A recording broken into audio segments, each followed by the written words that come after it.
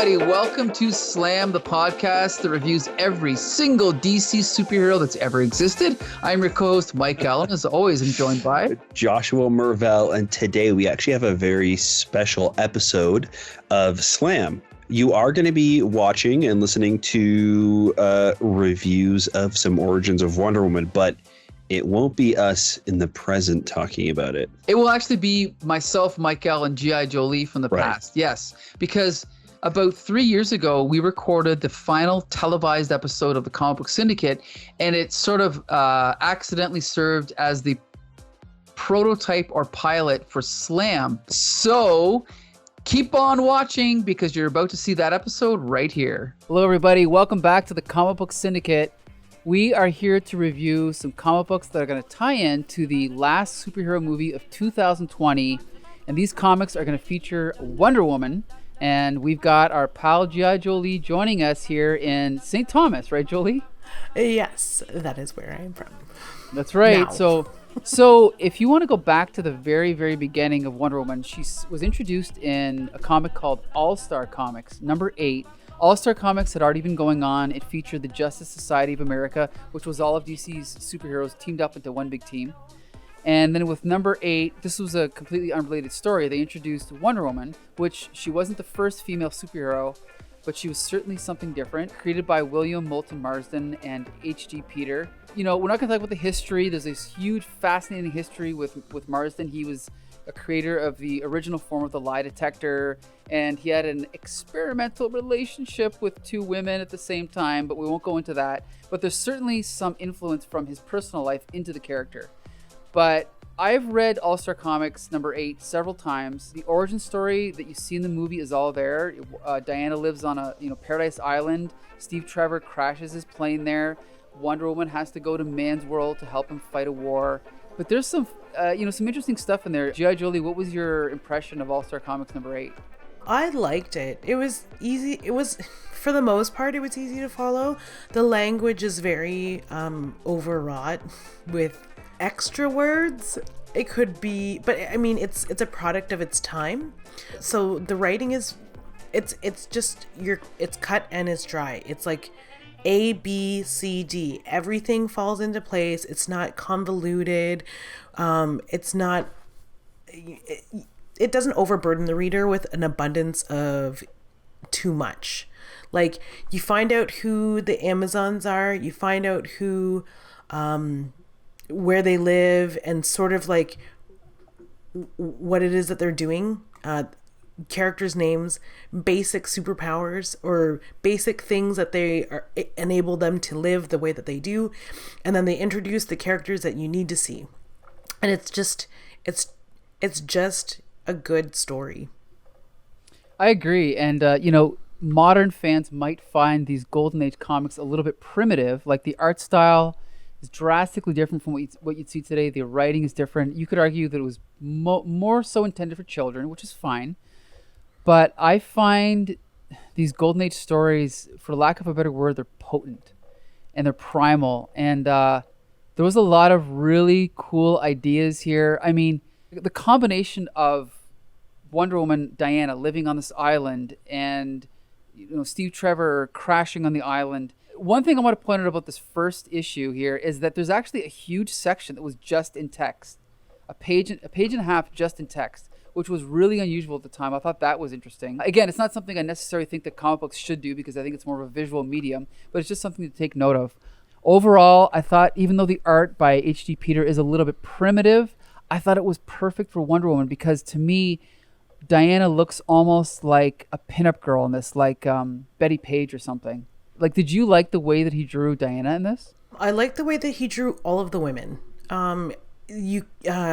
Because they're a race of women that maybe we weren't accustomed to, or accustomed to seeing. Like, no one made funny books about like what would have been considered scantily clad women, but they are just wearing outfits that allow them to move, that allow their muscles to breathe, and they wouldn't sexualize themselves because they're a race of, quote, women or Amazons. So, yeah, I just it's the hairstyles that kind of are strange to me, but that's always very telling of the time period in which things are written. If you're able to see illustrations that show you the hair, you can tell where it's from, because usually an artist will retain what's familiar, which is current trends like collars and the shapes of collars and things like women's hair. So had her origins taken place in the 2010s, 2020, oh my goodness, the 2020s, her hair may be much different than we see here. And that's why she kind of has like this Betty Page look to her. It Right. looks a lot like bondage gear, which again is a product of Moulton's personal life. Right. So there's definitely, if you're going to read Golden Age Wonder Woman, there's definitely a plethora of bondage, of women, being captured, tied up, spanked, So at the very least, this is, again, I guess for lack of a better word, it's potent, it's primal. There's something to it, especially underneath the surface. And it's like reading mythology. Yes, 100%. I think the subconscious is certainly at work here, especially the fact that Marston was a psychologist. And so, do yourself a favor. Don't skip this era. If you want to find out what Wonder Woman is all about, you've got to read this period. And these comics are all available in Wonder Woman archives. You can get these pretty much at any comic book store. You can get them at Comixology. They're very readily available in many different formats. So I certainly recommend reading All-Star Comics number 8. Now, the one thing we got to point about all these DC and Marvel superheroes is that as time goes on, new creators come, and they always want to put their own voice into the character, put their own stamp on the character. So with Wonder Woman, her creators, William Moulton Marston and H.G. Peter, worked on the character for a long period of time. Unfortunately, Marsden passed away, and then a few years later, Peter passed away. And so the strip was taken over by a writer named Robert Kanigher, who is one of the most prominent DC writers of this era. Some people like him, some people don't like him. I can certainly say he's a creative writer. He's, again, full of ideas. You might not like all of his ideas, but he certainly wanted to put his stamp on Wonder Woman. And so in 1959, himself and the new artist Ross Andru, they took over Wonder Woman. And the first thing they did was they rebooted her origin. They certainly maintained most of the elements of the original. Okay, one thing I got to point out is in the original version in All-Star number 8, one of the things that happens is Wonder Woman has to participate in a tournament in order to see who will be the person to join Steve Trevor back in Man's World. In the original version, they're all wearing these little domino masks. And so even though Queen Hippolyte forbids Diana from participating in the tournament, she's able to because she's wearing this little domino mask. And just like Superman, Clark Kent with his spectacles, no one's able to recognize that he's Superman. So Diana's mother couldn't see that this was her own daughter in this competition. In this version, things get a little bit different, but let's just talk about Wonder Woman number 98 and Wonder Woman number 105, because this is where her origin is expanded. Again, completely different writing style, completely different art style now. I don't know what to say. I'm a huge fan of the Silver Age. I love Otto Binder and Ed Hamilton's Superman comics from this era. I certainly enjoyed this comic, but it did feel a lot more tame. It felt like more like a kid's comic at this point. I did like the art, but again, primitive, not as good as Ross Andru's later stuff on Spider-Man. We can get into specifics in a minute, but G.I. Jolie, what was your impression of this rebooted origin? Yeah, it was good. It reminded me of the early Superman stories that I've read where he just like does stuff that you like, he's not foiling bad guys' plots. Like there's no rogues gallery of characters that there's no familiar and like villains. There's no villains.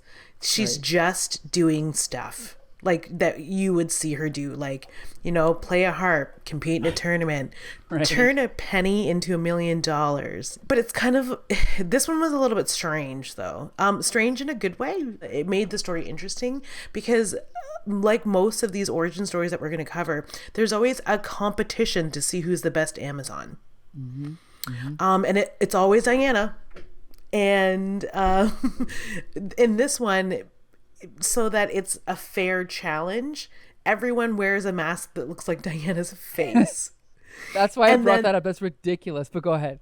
Yeah, like it's like Mission Impossible, not Mission Impossible. Yeah, it's like Yeah, Mission Impossible. Right, right. And it, like at the end of every round, after each Amazon is, no doubt knocked out of the competition, she takes her mask off, her Diana mask off, and that is what is creepy and weird.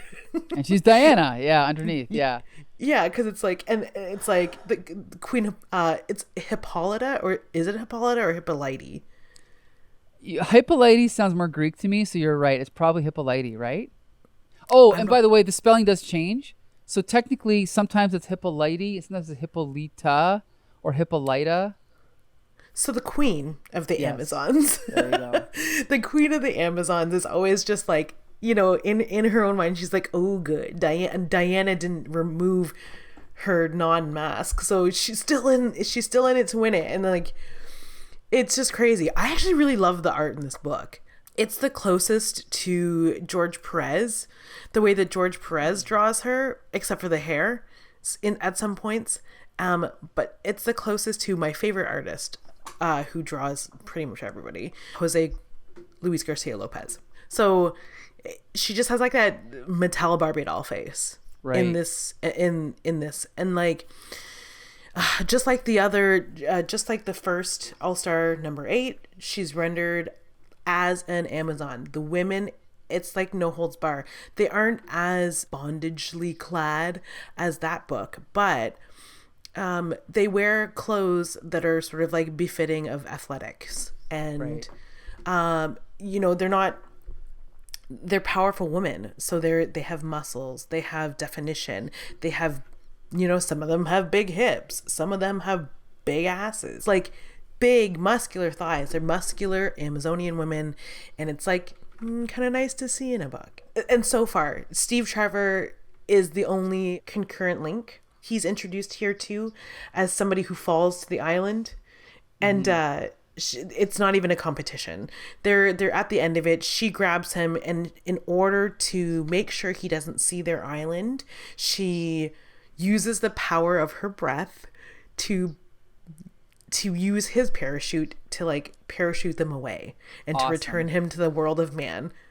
Super cool. And that's it. She's just like, he's calling her names. He's like pretty much calling her everything but baby, and she's like, okay, cool, bye, like I got stuff to do. I still have to turn this penny to $1 million, so you're back where you should be. And she keeps running into him, and he keeps calling her angel. I like how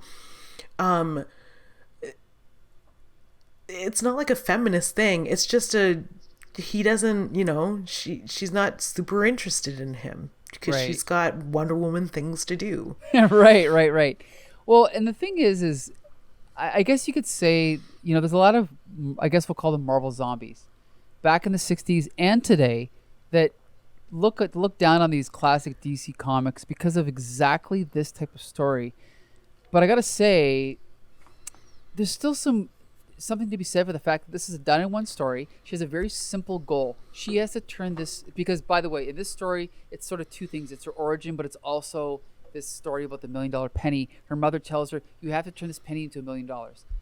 Very simple goal. And guess what? At the end of the story, she accomplishes her goal. So at the very least, you can say that this is a complete done-in-one story. And it's creative. It's funny, right? You can go back. You can pick it up anytime. You can read it. You don't need to read any other comics, which is not something you can say for comics of today, and even Marvel comics of the 1960s. They tended to continue and go on and on and on, which is fine, but it made it harder to pick up just one issue and read it, right? Which this is something you can definitely pick up. Oh yeah. Like the story is, the plot is about this penny, but also a little bit about like, so it's sort of about how it's not really about her origin, and more like that competition. It's always the competition part of her origin is always present, I find, in these books, except for one we're going to review later or talk about later. But like, the story is driven by the penny. She's chasing this penny through man's world, and it's like a boy picks it up and he puts it in a machine. The machine spits it back out. Like, it's crazy. It's like Dude, where's my car? Or like Harold and Kumar go to White Castle. The entire plot is driven by one thing. MacGuffin, right? A MacGuffin. Exactly. But it's a fun, like, it's a fun ride. I agree. And it doesn't get boring. It gets interrupted by like the silliness, because in the original issue it had like other stories. It was sectioned off into parts, which I didn't really like. But again, this is not a masterpiece, but I enjoyed reading it.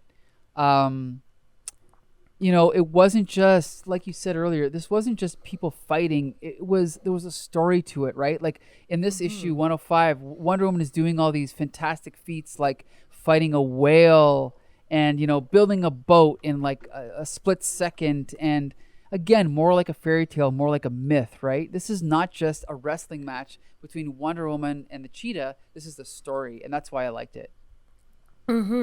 Yeah, it's great. I loved it. So far, Diana has been made out of clay, and they haven't changed that. Right. Like they're just going with that flow. Now, we get into a weird period here because at this point now, in Wonder Woman's entire history from 1942 to about 1968, she's only been written by two people: the creator William Moulton Marston and Robert Kanigher. That's it. Starting with around 68, Wonder Woman gets revamped by Mike Sekowsky. And we're not going to review those exact issues, but this starts a trend of basically every couple of years, things completely get turned over. Mike Sekowsky gets rid of her powers, gives her this white jumpsuit. She becomes Diana Prince, only no Wonder Woman. She runs a little pawn shop with a guy named Chiang. Then after 3 years, Robert Kanigher comes back. So he tries to bring Wonder Woman back to the way she was in the early 60s. Then the TV show comes out, and then they're trying to kind of match the TV show. So they stick Wonder Woman back in the 1940s with the Nazis. Then the show changes formats, puts it in the present day. Anyway, if you go through these years, it's a very uneven, level of quality, but there are some really fun stories in this period. So if you get a chance, I definitely recommend picking them up, especially the issues by Dan Mishkin and Don Heck. But that brings us to 1987. So what had happened really quick was that DC rebooted all of their continuity, started their characters over from scratch. Superman was started from scratch. Batman was started from scratch. Wonder Woman was by far the most radically revamped. So George Perez, as well as writer Greg Potter, completely revamped the character. They kept a lot of the elements of the original stories, but they put their own spin on it. This is usually the spot where modern readers will start. So this stuff, again, is readily available in these collections. George Perez, volume 1, 2, 3, and on. No question the art in this is beautiful. George Perez, decided to steep Wonder Woman more so in Greek mythology, redesigned all of the gods, redesigned the look of Paradise Island. I have mixed feelings about it. There are some things I love about it. I love the way he depicts the gods. I love Paradise Island. But I found that it took itself a little bit too seriously, and I think, to quote Family Guy, I can say it insists upon itself a little bit too much. G.I. Jolie, what's your impression of Wonder Woman #1 from 1987? My first impression was, oh my god, this is great. It's just like you see all of the gods on Olympus fighting about what is to be done, and it's like, oh, this is exactly the kind of book that appeals to, it's like Vikings. It appeals to like Norse mythology enthusiasts. So I'm like, oh no, I'm kind of a geek for mythology. This is exactly like, it's entrapping me. And then it just kind of started to fall apart from there. It was like reading an illustrated version of the Bible. Yeah. Yeah. So many like henceforths and these and thous and shall be's, and it read almost like a soap opera to me, where you have the Queen of the Amazons and she's kind of rolling around in bed, and it was like As the World Turns, not General Hospital. So the one that had witches and trolls, like they had magic in soap operas. This is what it felt like. It wasn't like reality. It was pretty melodramatic. You know what? if we were to use film analogies, I would call this the Braveheart of Wonder Woman comics, where yes, it's a good story. Yes, there's some good themes, but there's also a lot of slow motion and a lot of melodramatic music, and that's what this is. This is the Braveheart of comics, where it takes itself very seriously, and so there's a lot of people that eat this stuff up and think, oh, this is serious. This is serious literature, and it is good. Don't get me wrong. It's well written and it's well illustrated. But like, as I said, it insists upon itself. It takes itself so seriously that it ends up losing all that fun that we talked about in the Golden Age and Silver Age origins, where it's kind of a little bit goofy. It's a little bit tongue-in-cheek. This is not tongue-in-cheek at all. And for that, in some ways it's better, but in some ways it loses some of its charm. And so I actually struggled to get through this issue. It was a little bit overwritten, eh? It was overdone. It was like well done. It was definitely like the Robin Hood Prince of Thieves starring Kevin Costner version. Right. Good point. Yep. Do you know, but it's worth it for the George Perez art. My goodness. Is he ever an art? Like, is he ever one of just the most iconic comic book artists in all of history? I agree. Like you mentioned Jose Luis Garcia Lopez earlier, but George Perez is right up there with him. Like, this is quintessential superhero art. Maybe George Perez couldn't be a graphic designer or a fine artist, but he's one of the masters of superhero art. He just puts so much passion into it. He's so creative with the storytelling. I mean, his anatomy is not 100% perfect, but again, he knows how to make the page work, so I think it works. He brought in the Greek mythology like right to the forefront. He redesigned all the gods. He redesigned all the characters. So for that, I can definitely recommend it. And it does get a little bit better because Greg Potter does leave as the dialoguer, the scripter, and he's replaced by Len Wein. And then I think eventually George Perez takes over. So I think it gets a little bit better. If you do want to start with modern Wonder Woman, this is a decent place to start. But again, it's not as fun and it's not as primal as the other stuff, right? Correct. Right. So now, once again, DC, they like to reboot their universe every 5 to 10 years. I mean, why not? They got nothing else going on. So in 2011, they decided to reboot everything again. And it was called the New 52. If you've read comics, you've probably come across this concept. Now, technically, Wonder Woman did not start over from scratch. But what they did was they gave her a huge makeover. They redesigned all the gods again.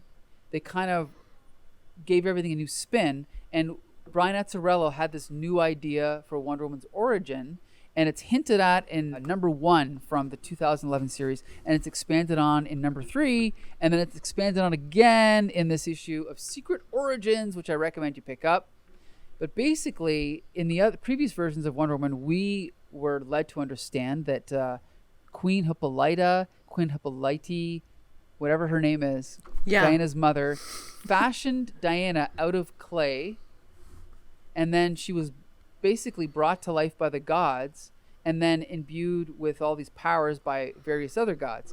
This is a mythological origin. It has echoes of Greek mythology, various fairy tales. Now what we find out in this new origin is that was all a lie. So do you want to explain to everyone what supposedly Wonder Woman's origin actually is? Yeah, so if we're following along with the books, Hermes is telling another character about this shaped out of clay mythology. But Strife comes in and kind of ruins the party. And Diana doesn't even, at this point in issue 2, Diana doesn't know what her origins are. She believes that she was made of clay. Mm-hmm. Like wholehearted, just like Santa Claus. Mm-hmm. And then we get to issue 3, where it just comes out that Zeus and Hippolyte had a secret love affair. And because Hippolyte loved Diana so much, we all know Hera is one jealous peacock. And she knew that if Hera found out that Zeus had fathered a child with another woman that wasn't her, that Hera would kill that child. It was just written in the stars. That's what was going to happen. So she left Zeus. She went away and took Diana and hid her and told Diana stories about how she was created and told everybody how Diana was created to keep her safe from Hera. And that is her secret origin, that she is the daughter of Zeus, who is a god. And that is why she's so superpowered. So let's just talk about the origin. Which version do you prefer, the original, or do you prefer this reboot? I love the original. I also think it's cool that the reboot is well thought out. Like, I love the quote love story of Hera and Zeus, because it's not a love story. Mm-hmm. It's a tale of like domestic abuse. It's like Greek mythology fan fiction meets Wonder Woman. I love it. This is what it means to not take yourself so seriously. Well, that's a good point. I certainly agree with most of the decisions that Brian Azzarello and Clef Chiang made, redesigning all the gods. Because George Perez kind of brought a classical Greek, look to these characters. I think Cliff Chiang goes older and darker and more primal, right? Like, I'm not a Greek history expert, but this is like earlier period Greece. And these gods are scary. And some of them are grotesque. And the Amazons are scary. And some of them are mean, right? It's a definitely different take, and I definitely respect it. I personally don't think they should have rebooted Wonder Woman's origin. I like the idea of the clay better. But that's just me. You can kind of take it or leave it. I'm sure that they've already rebooted it since then, which we're not even going to talk about.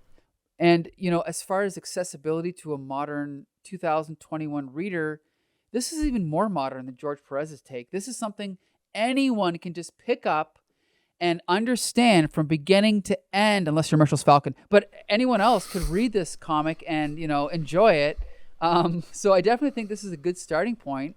Also, the art is the complete opposite of George Perez, right? George Perez is like classical, beautiful detail, and this is like more. It's harsh. Super stylized, right? You pick up this book and you look at the art, and it's Cliff Chiang. It's amazing. Mm-hmm. It's really well done. And the thing is like, George Perez. I love George Perez. But George Perez is almost a step too close to Alex Ross, where you go, oh, he's trying to make it look really serious and really realistic and really detailed. But then you look at Cliff Chiang and you go, no, this is a comic book. This is what it should be. He's telling the story visually. There's minimalist dialogue, minimalist narration, and it's just beautiful art, clear art, and the colors are so beautiful. This is a comic book. What do you think? Yeah, like if you were to on a scale of stuffiness, the George Perez, I guess technicality, like art technique. Like George Perez's artwork is very close to intaglio. The images are very precise and they look like intaglio prints. But Cliff Chiang is closer to contemporary art, which is which owns its narrative and its creation, and it feels and it emotes. And this art to me is more alive, while both are technically stellar, but Cliff Chiang's art, I feel it. I don't feel anything. I don't feel emotions when I look at George Perez's art. I feel impressed, but I don't feel like a flurry. What you just said is usually how I describe practical special effects versus CGI. CGI, I can admire it, but practical effects, I feel it, and that's the difference. I think you're 100% right. I think with Cliff Chiang's art, you look at it and you all you think about is the story and the emotions and the impressions that it gives you, like classic comic book art did. Whereas George Perez, which he's one of my favorite artists, but his art tends to be, again, more like he's trying to impress you with how detailed it is and how beautiful it is, which it is, but it's not as primal, it's not as emotional. Correct. Absolutely. Mm-hmm. And so the thing is, there are other versions of Wonder Woman. There's some great writers we haven't talked about. We haven't mentioned Mindy Newell, the first woman to ever write Wonder Woman, officially at least. We haven't mentioned Greg Rucka, who had a great run on Wonder Woman, William Messner-Loebs, Jodie Picoult, Gail Simone. We haven't mentioned our favorite writer, Grant Morrison, and one of our favorite artists, Yannick Paquette, who did Wonder Woman Earth 1, books 1, 2. Book 3 is coming out in March. That's one of our favorite Wonder Woman comics, one of our favorite comics of all time, and we've reviewed that twice now. And even the current author, we haven't touched on G. Willow Wilson's run, starting with like number 58. But it's not to say that there aren't good books. That's the thing about the nature of this medium, is that there's always going to be, every couple of years, the writer's going to change over. So they've all got their own little take. And so you kind of have to dig a little bit deep, watch our show, watch other online review shows to find out kind of where to start. But we're definitely saying, if you want to get into the primal, source of Wonder Woman, definitely go back to the beginning in the Golden Age. The Silver Age, the 60s is a little bit funky. You might enjoy it, you might not. 1980s is, again, very serious, right? It takes itself very seriously. The art's beautiful, not as fun. And then the New 52 reboot is fun, but might offend purists. So maybe depends what you're looking for. So there you go. There are some good places to start with Wonder Woman. You can watch our show. We review all the comic book superhero movies. We review usually the comics that go along with them. We also do our podcast. So be sure to follow us on YouTube, on Facebook, on the Comic Book Syndicate website. Send us questions at mail@comicbooksyndicate.com. We want to talk to you. We want to know what you're reading. We want to know what you think we should be reading. What kind of content do you want to see us create? It's really just, who knows? We might. Oh, wasn't that great, Josh? That was fantastic. That episode actually took a lot of work to add all those graphics. That's one reason I wanted to reuse it. It was also a really good discussion, and it was kind of like this is the first time we've ever uploaded it in a complete form. So there you go. Thank you for joining us. Next week we'll be back to a regularly scheduled podcast featuring look at Mr. Terrific, and maybe we'll have a special guest with us. So be sure to join us for that. And Josh, take it from here. Yeah, thank you guys so much for watching the podcast. You can find all of our stuff over on our website at thecomicbooksyndicate.com. You can also find all of our podcasts in video format on our YouTube channel. Let us know what you guys think about the stuff that you're watching, the comics we're talking about, the movies, TV shows, pilots, things like that. Leave us a comment, keep in touch, and we'll see you next time. So until the next time, see you later.